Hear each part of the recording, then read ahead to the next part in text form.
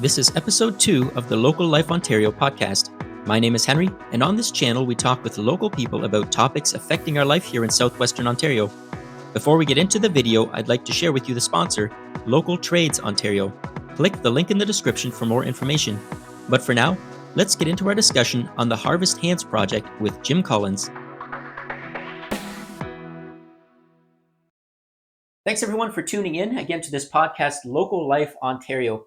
I'm joined today by Jim Collins. I just met Jim Collins today, but I like what I'm hearing so far already. Jim is part of a really great project that I found out about just a couple of months ago, and it's called Harvest Hands. Harvest Hands in St. Thomas, a food distribution center, and a really interesting project. And we've been talking a little bit now, just before we started this podcast, been having a bit of a conversation about some of the history and about some of the things that he's been doing over the past while, and a lot of really interesting stuff going on. And you know what? I think you should already share this video right now to make sure that somebody else is going to hear it, because it's going to be good.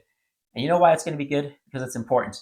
It's very important, this topic that we're talking about today, and the project is amazing. And so, Jim, thank you so much for coming and joining me. Well, thank you, Henry. It's good to meet you, and I'm looking forward to. Yeah, and we already discussed the fact that there's so much we could talk about that yes. I think we're going to have to get together again later on. Maybe we can do one again closer to the end of the year and talk about how this year progressed. Excellent. We talked about the past little while yes. again, but there's so much coming. I think probably this coming year, who knows where we'll be. So I'm going to be very curious as to what's been going on. Now, the reason that I found out about Harvest Hands, first of all, was because of my wife and children. I found out about it a couple of months ago, or a few months ago, and it's because we've become part of a homeschool group. We started this past fall, I think it was. Mm-hmm. And as a homeschool group, they decided to go to Harvest Hands. Right. I had no idea what that was, but okay. And so it's during the time where I'm at work, and so I haven't been there. But I remember the first time then when they came back, and then my wife is telling me about what this all is, right? What Harvest Hand is, and the fact that even my children can be involved. And, you know, I have a daughter 4 years old, I have a daughter 7 years old. And that's when I found out about it. And one thing, though, that I just found out today, I was researching a little bit more about it. I thought this was a project that had gone back many years. That was my assumption. Right. Who knows how long? When did this project start? We actually started on March the 2nd, 2020, just prior to COVID. March 2nd, 2020. And so this is only 5 years old, not even 5 years old. That's right. And you're going to hear very soon, if you haven't heard of Harvest Hands, what it has grown into by now. And then, you know, when hearing the numbers and the things that are going on with this project, it's just, that's what I thought. Well, this must have been, you know, a progression of, 20 years or who knows what to get to the place where you are, but it's only been 5 years. That's right. Yeah. Okay, so maybe where we'll start, there's a short video that I was sent. It has to do with Harvest Hands. We'll watch a little bit of the video. Okay. It's about 1.5 minutes long, and I'll pause it throughout the video, and then we'll discuss a couple of points as they come up. And so let's start here. So there's no audio or anything on this video, so maybe I'll just read things as they come up.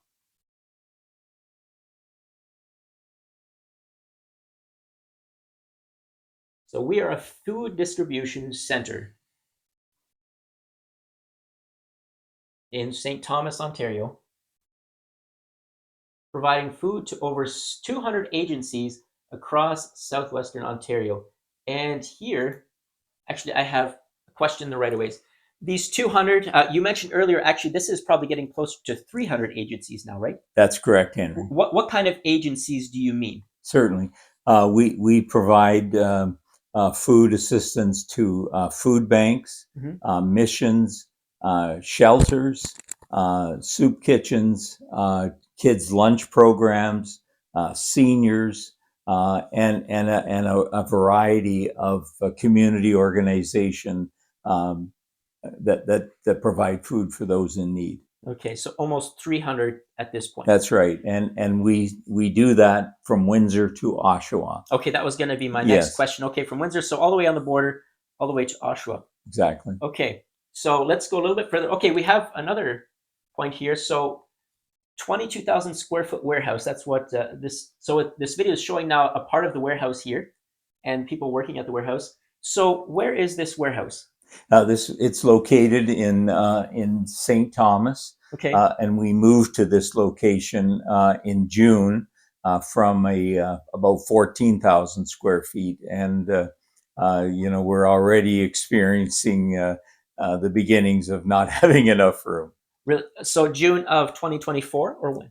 Of 2024. Okay, so Yeah. that's only been a half a year, Exactly. and it's already feeling small. Yeah. Fortunately, where we lease the property, they're planning on building on, Okay. which will accommodate, hopefully the growth over the next 1 to 3 years. Okay. Yeah. So, and before this, you were in a location that was 14,000 square feet. 14,000 square feet, and before that, we were in a church gymnasium, Okay. which was on a second level, so we had to haul all the food up by hand. It was quite a step up from where we were. Yeah, a bit of a task. So it started in the church gymnasium. Mm-hmm.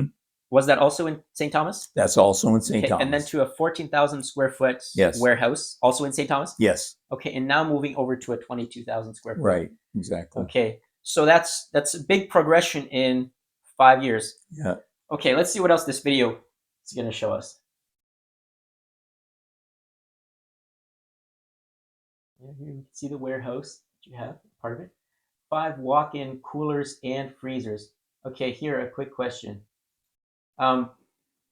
So 5 walk-in coolers or freezers here in this warehouse. Did you also have freezers and coolers available in the place that you were prior to this? We did.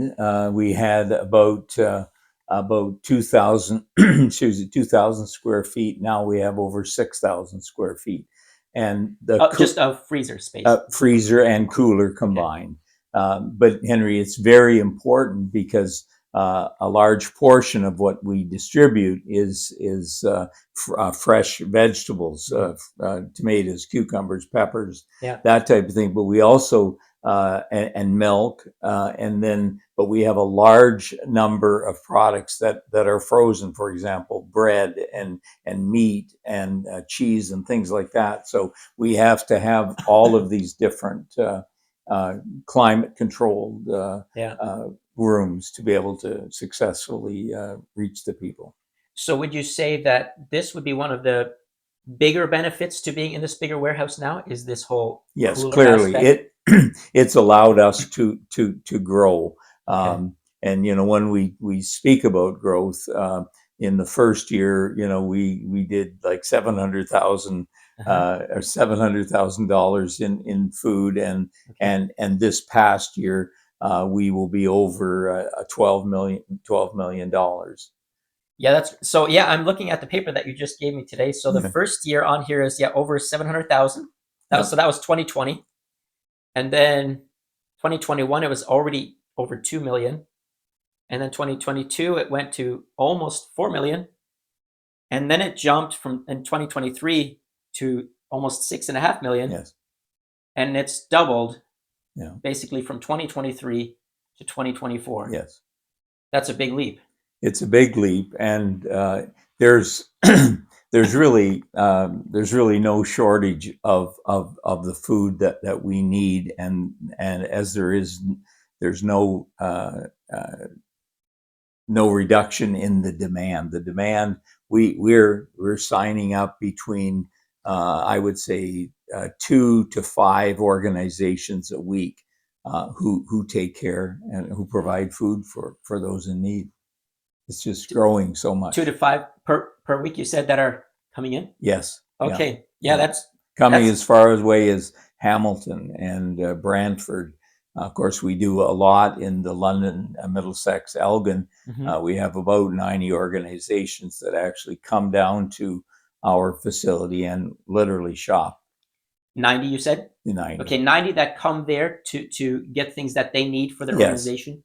And the rest of them, you you ship it out Yeah, yourselves. That you yeah. okay. We have a network of I think it's 22 routes, and we deliver the product to the various locations, Mhm. and that's how we get it out there. Okay, let's go a little further on this video. Let's see what other points we can bring from here. Hey everyone, just want to jump in here real quick and see if there's anybody watching that has a business in residential trades and works between the area of St. Thomas and Delhi in southwestern Ontario. If so, click the link in the description, localtradesontario.ca. There's an opportunity to start advertising in the local region coming up. So visit localtradesontario.ca for more information. Now let's get back to the video. So we have over 100 volunteers, it says on this video, but you also just mentioned to me that this is actually up to 200 now. Yeah, we have Henry. We have 200 what we call regular volunteers. Those are volunteers who work from 5 to 45 hours a week. In addition to that, we have, like tonight, we have a group, a church group of 25, and we have like service clubs and youth groups and all kinds of groups of people, the banks, and everybody seems to want to help out.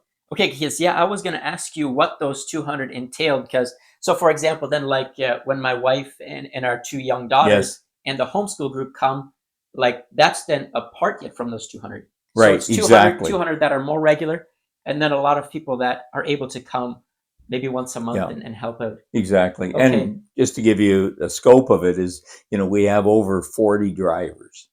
40 drivers. 40 drivers, and some of them maybe they only work 5 hours a week, but so we're very fortunate to have the kind of commitment and dedication from the volunteers. Yeah, I mean, because there's so many different kinds of volunteers that are needed then as well, right? Yes. From getting because you also get the food, right? Maybe this is Yes. a topic we'll get into more later, but Certainly.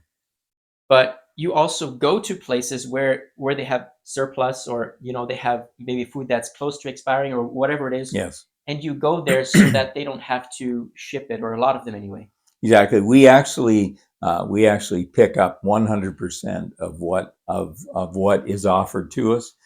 We have about 90 suppliers.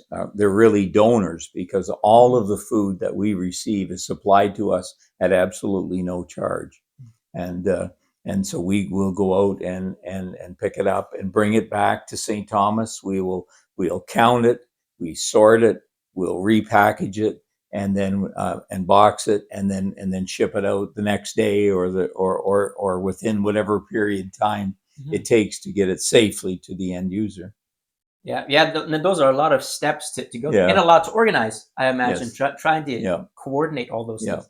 Yeah. And maybe a point to bring out to those listening. So thinking about, maybe many people are wondering, well, I mentioned that, my 4-year-old daughter, my 7-year-old daughter were there and they were helping.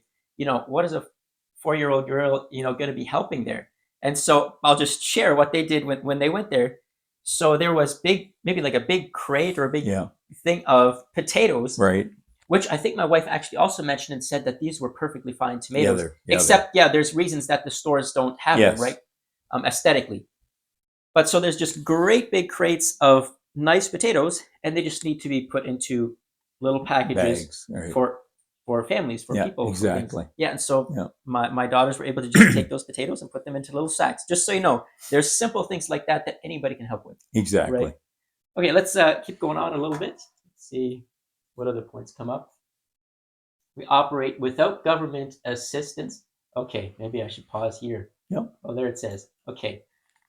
No government assistance, and are funded by charitable donations that support our mission. Sure. And so, has the government, I guess, ever come in and, or do you have any connection to the government, or like, how do I say it? Like, do they ever come to visit you because of any reasons? Not really, other than the Ministry of Agriculture and the Health Department, Just to make sure it's sanitary. just to make sure that everything Yeah. is correct. But we are funded by individuals who give on a monthly basis or on a one-time basis, businesses, churches, foundations, and we've had some estates give us some significant amounts of money for us to be able to to operate.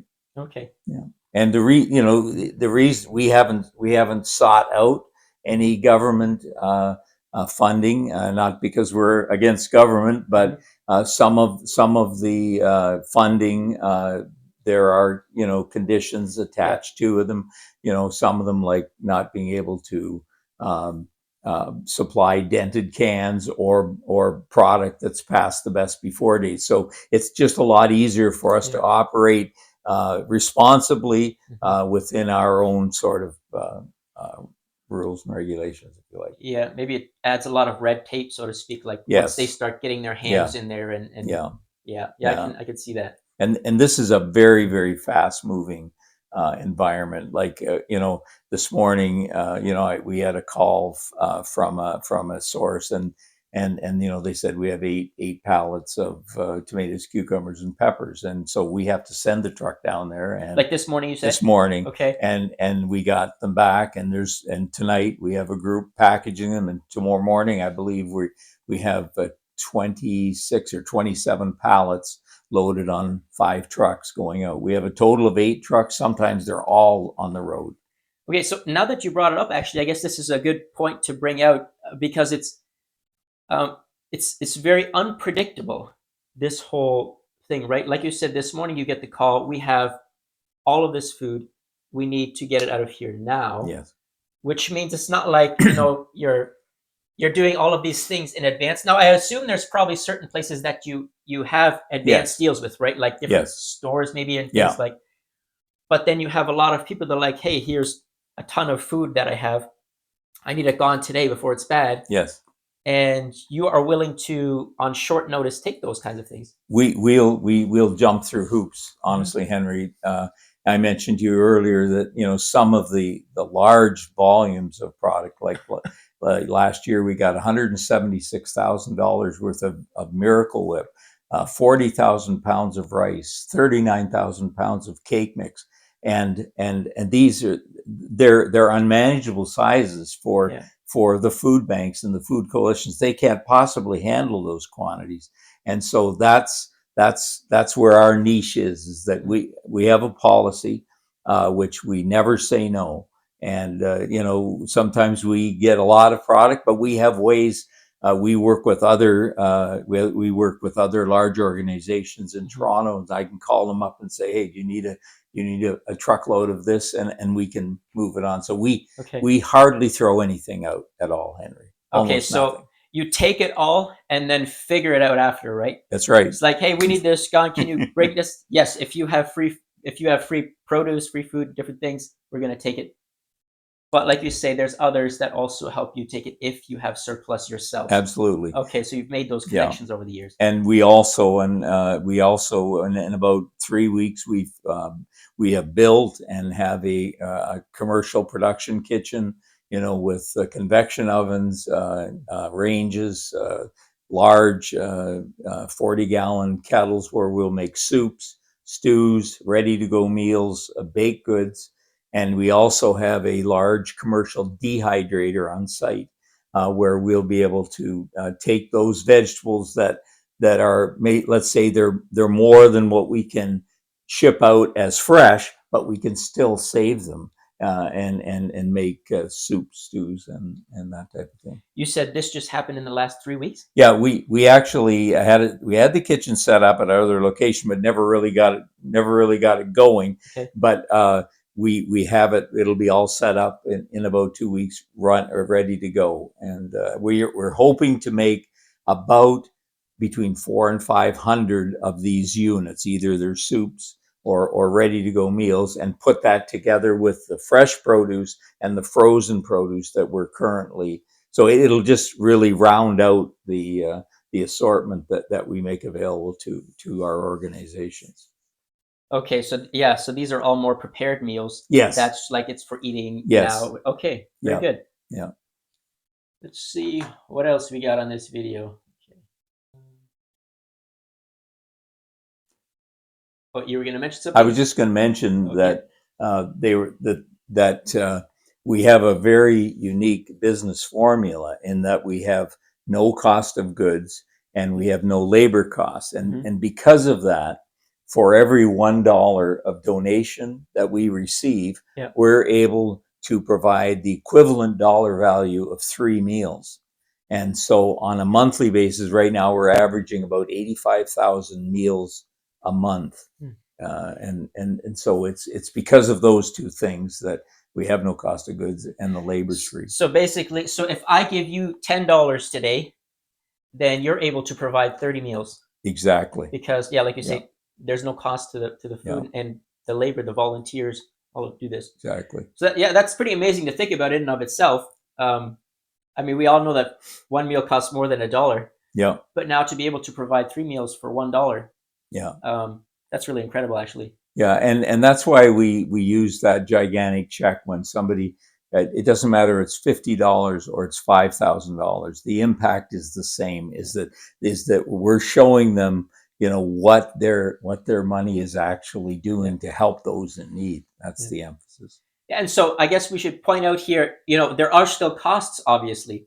Yes. Even though the food is free and the volunteers are doing these things for free, but gas isn't free, No. right? And and you need the trucks to be able to drive, and you need to pay for the warehouse that the people can work in, right? And so Exactly. those are the costs that need to be paid, That's right. right? But so that's the overhead, but all of this other stuff is given, and so that drastically reduces the Right. prices. Okay, what were we going to say? I was just going to say that those operating costs are about $60,000 a month, and Okay. and I have to tell you that we're in our 5th year, and we have never ever not been able to meet our needs. I remembered if you remember David Maines from 100 Huntley Street, he said of God, he said he's seldom early, but he's never late, and Okay. we've seen that over and over again. Just when you think it's okay, it's all over, and then God steps in. Exactly. Yeah. Yeah, I remember when we were at our other location, we were actually forced out by the owner because he said that we were spoiling his property. So we had to get out, and so we didn't know what we were going to do. We thought, well, this must be the end. And that very morning, somebody showed up at my door and handed me $20,000 for first and last month's rent. There we go. Yeah, and it's been like that, throughout the whole journey. Always by the seat of your pants, as they Yeah. say, right? You never know what's going on. Yeah. And especially with the growth that we talked about earlier, right? And I Yes. guess here we have the numbers again. Yeah. So since 2020, when you started, then until now, all those numbers we talked about before, $24 million worth of food that would have gone to the landfills. Absolutely. Yeah. And can I maybe just explain that that 50% of all the food that's produced in Canada is wasted, and there's a number of reasons why that is the case. But there was a study conducted, a survey that quantified what 50% of the food in Canada looks like, and it's the equivalent, Henry, of 3.1 million tons of food, or 124,000 53-foot tractor trailers. And so I took it another step, and I said, if you took the tractor off the trailer and you placed the trailers end to end, putting the first one at Highway 19 and Plank Road and 401, it would reach to downtown Halifax. That's how much food we waste as Canadians. So when we talk about there's a food shortage, there is no food shortage. There's a lack of an effective distribution system to get the product to those in need in a reasonable time. Because at the same time that we throw out 50% of our food, 1 in 5 Canadians experience food insecurity every single day, which means that mom, dad, and the kids go to bed hungry. There isn't a pretty way to describe that. And so that's why food rescue, which we're doing, and it's not unique. There people do that. There's food rescue goes on every single day. Our model is a little bit different in that we take the bulk and we never say no. And so, okay, now that you brought this up again, that you said it's not unique, there's other people also doing this. Now, I would say your program is unique in and of itself for other reasons, but not unique in the fact that there's so many other people who are also helping people with Right. food, right? And Right. how many groups or organizations or something did you Yes. say there was Yeah. again? In Canada, there are 60, it's called the Invisible Network. There's Hmm. 61,000 organizations that provide food to those in need. And we can compare that to food banks, which there's about 4,000 food banks across And the food Canada. banks would be the government's funded Yes, ones, right? Run by right, the government. right. So what it means is that you have small groups like church groups and the like that want to make a difference, and we see the people come in. Maybe they're looking after 15 people, but they're picking up the groceries and they're just thrilled to be able to help people Yeah, in their time of need. So it's very heartwarming to see. It's really the community yeah, taking care of the community, and we use the term "it takes a village." People yeah, working together with one common purpose in real time to make a difference. yeah. And I think about that. It's not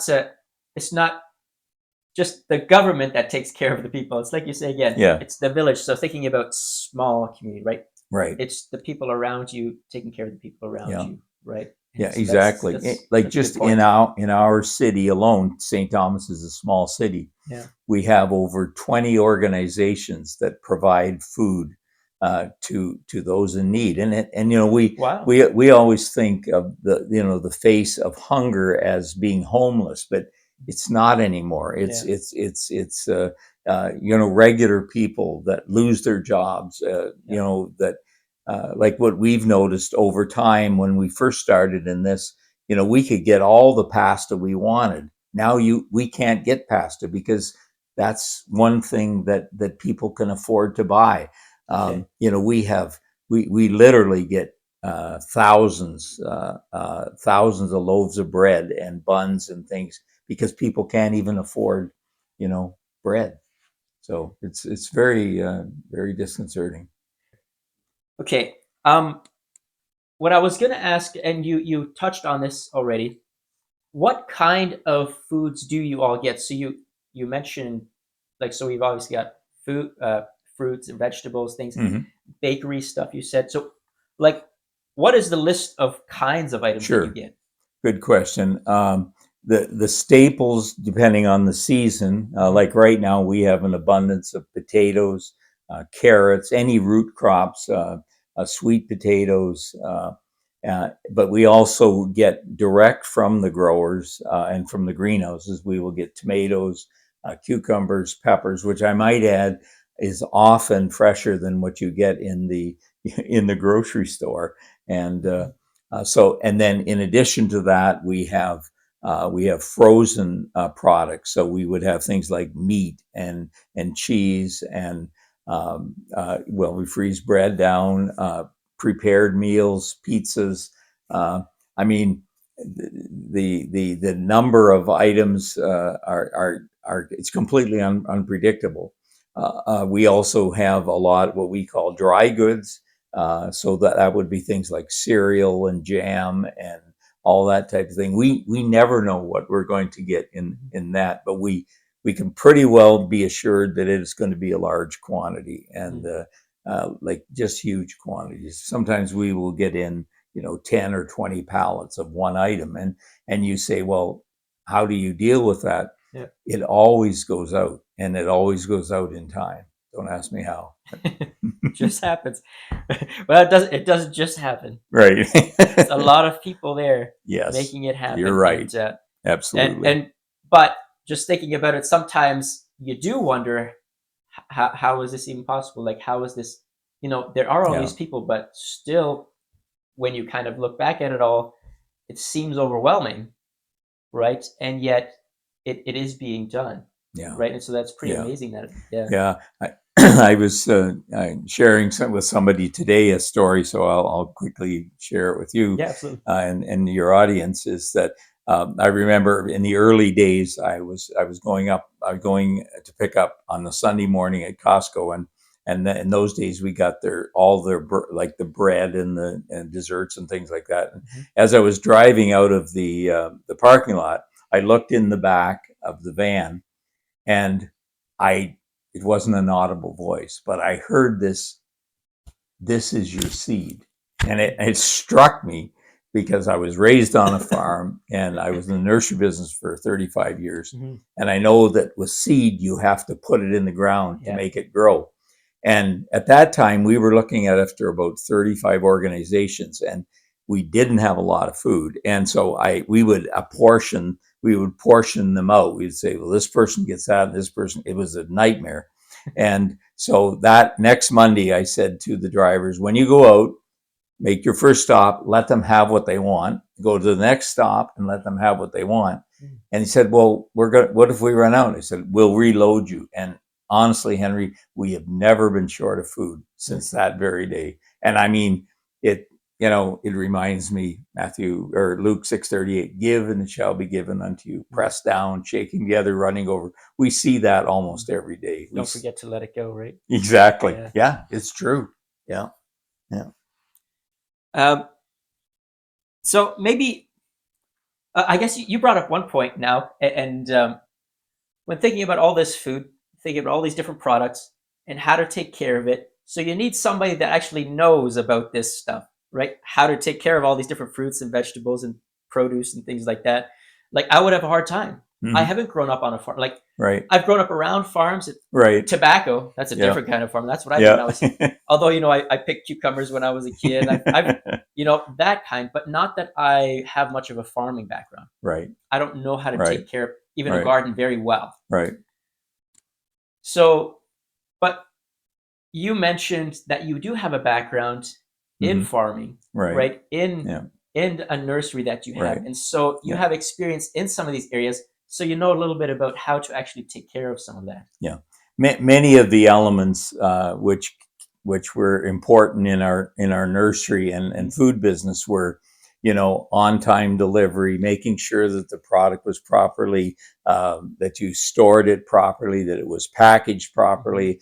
All of those things, which we learned over a lifetime, are invaluable, and we have. And so we're able to communicate that to the people, and as I talked to you earlier about the volunteers, that they're so committed and so dedicated, and they bring with them their experience, just like myself. They bring experience, their knowledge, their skill sets, but the thing that they bring, which almost brings me to tears, is their compassion to help other people. They don't come there to be served; they come there to serve and to make. And we share with them that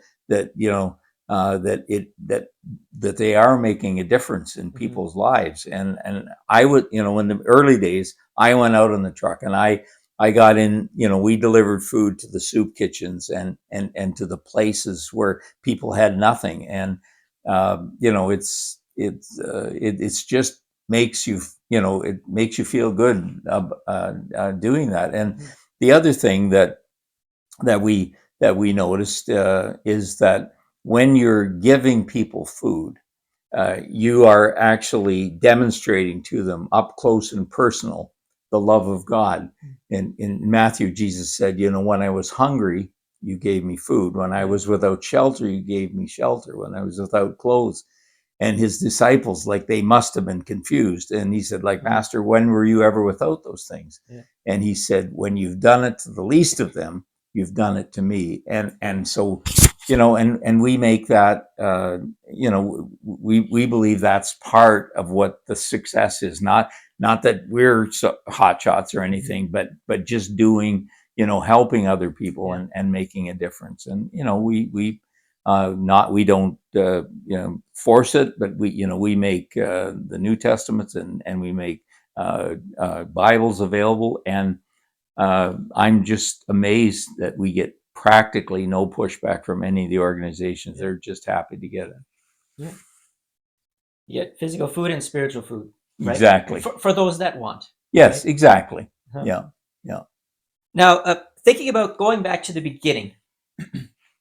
So it's almost surprising that it started in 2020, right? We all know what happened in 2020. A very interesting time in the world, Yeah. to say the least, right? Everything that went Yeah. on there. And you started this project in beginning of March. Yeah. So that's before everything with COVID started happening, Right. right? I mean, it was already kind of in the news, right? Yeah.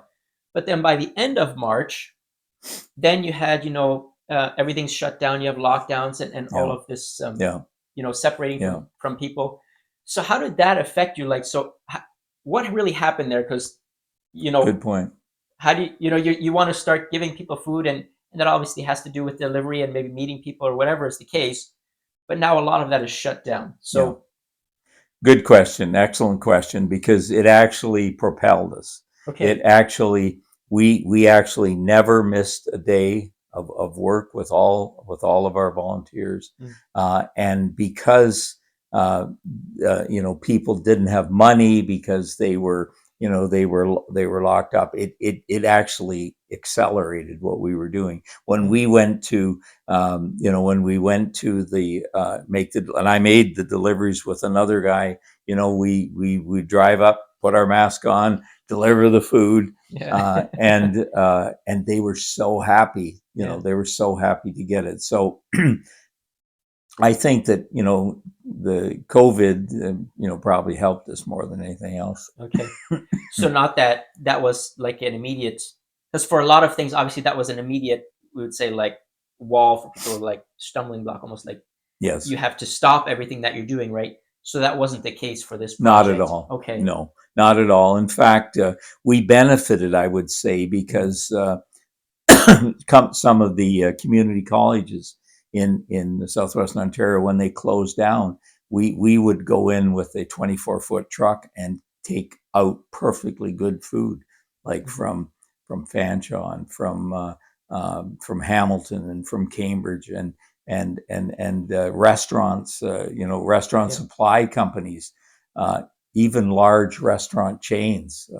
Providing us with as many as 75,000 quarter pounder hamburgers. So- Well, yeah, I guess that's a good point too, because I mean, you read about all of the food that was being wasted again, Yes. especially during that time, because restaurants couldn't sell it. Like, people couldn't go to grocery Yeah. stores even to buy it. Like, thinking about farms and everything, Yeah. like they had to dump so much stuff, Yeah. and that you were able to at least start getting some of that Exactly. is good. Yeah. And just like eggs were an example, that in most restaurants use like number two eggs, small eggs, right? Okay. And we could get all the eggs we wanted. Now Mm. today we can't get eggs because everything's back in business. But Yeah. no, it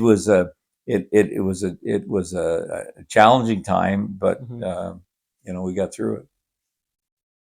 Um, so thinking about these past 5 years and kind of how things have progressed, um, have there been any kind of bigger issues that you've run into during these years? You're like, oh wow, now we're really at this is a tough moment. Something's happening, right? And that really made you think, or as a problem you had to deal with. Like, are there any, like, more significant challenges that you faced that come to mind? Right. I think the biggest challenge which we have, Henry, and that is not really at any one particular point in time, sort of ongoing, and it's this is that there's so much food available out there that's untapped. Mhm. At the same time, there is an unprecedented amount of people in need. Yeah. 1 in 5. That's almost like, I'm not exaggerating. Yeah. It's about 7.5 million Canadians experience food insecurity. So the This has grown over the yes, past 5 years yes, very, very rapidly, yeah, right? absolutely. I mean, there's some I like we have like some, I won't mention the names, but some food banks closed because they couldn't get enough food, or some of the other support organizations. Mm. And there's so much food out there. It's Yeah. it's it's connecting those dots to get the food from this 50% surplus to this great need of individuals. Okay, and while you bring this up, we mentioned, or we talked about this before the podcast. You brought up this point. What was the reason that some of the food wasn't getting to places was you said that a lot of places were expecting the businesses Yeah, and them to package and ship yeah, and do exactly. all of that themselves, right? Right. As opposed to how you do it. Yes. Yeah. When we first started, I went to growers, farmers, retailers, food processors, and said, this is our program, which was very infantile at the Yeah, time, and said, do you have any seconds? Do you have any surplus? Do you have any product approaching the best before dates? And they said, like, we've been trying to get this product into the hands of people, but they want us to deliver it and they want us to repackage it into smaller amounts. And I understand that yeah, because it's not possible for a food bank or a small group or a food coalition yeah, to do that, because it's really almost like a manufacturing yeah. process. And so that's when we decided, okay, we're gonna, when they call us, we're gonna take it, and we'll deal with it, on the back end. Yeah, because you have the one side, which is the business side. If the businesses would want to do all of that as well, that would really, for a lot of businesses, it bankrupts them because there's a lot of cost to that. Yeah, Like they can't do yeah, that. They want to give it away, right? But they can't put a lot of expenses into giving it away. yeah. I But shared with you, with one grower down in Leamington. I went down to pick up 3 pallets of tomatoes, cucumbers, and peppers. And when I got there, she said, like, there's 19. okay, So I had to make 3 trips. And on yeah, my last trip, I called back to her and I said, I can't find words to thank you for your generosity towards us. And she said, I remember clearly, she said, stop it. Stop that, Jim. She said, we need to be thanking Harvest Hands and your volunteers. She said, because this would have cost me probably $1,100 to take it to the landfill. yeah, just to throw it in the garbage, Yeah, right? And that's exactly. crazy thinking about Yeah, it. Like they want to give it away, yeah, but now they can't even. Often, if they want to throw it away, it costs them right. $1,000 to have a garbage. So first of all, you lose all the money that you would get from selling the food. Yeah, Then you lose all the food itself, yeah. and then you're also paying to lose the food. Yeah, exactly. You would be surprised if I told you that particular grower gave us over $500,000 worth of food in 2023.